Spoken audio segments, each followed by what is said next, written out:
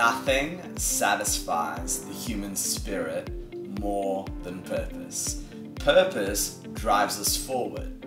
It inspires us, it strengthens us, it gives us energy, it ignites hope. Purpose is like fire.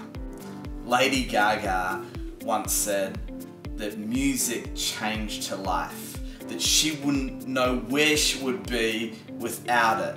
She goes on to say, don't ignore even the smallest glimmer of passion within your soul. Run towards it with everything that you have. It could actually change your life. I believe if we don't focus on our purpose, on our gifts and our passions and our talents, then all we've got left is for our imperfections to actually focus on.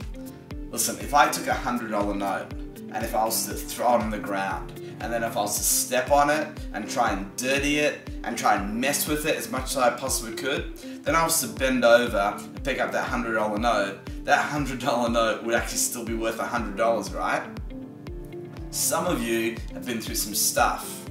Some people tried to mess with you, tried to abuse you, people tried to hassle you, people tried to take advantage of you. But you know what? That does not take away your value or your worth. You still matter more than what you think. And don't you dare let anyone else tell you otherwise. In fact, let me put it like this. Nothing in your past can actually disqualify you from your future. Your life is actually worth far more than what you can even begin to imagine. And don't you dare let anyone else tell you otherwise. You had a purpose long before anybody else had an opinion.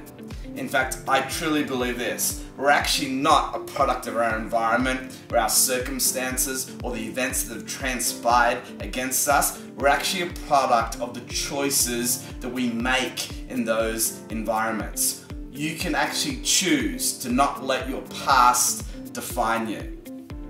There's this great film called Dear John. Let me share with you the plot line.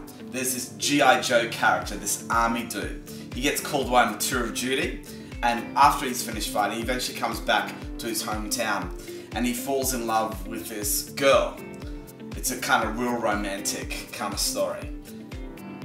After he falls in love with this girl and he gets called away on another tour of duty, after he's away fighting, this girl that he actually falls in love with ends up falling in love with somebody else, ends up marrying the guy.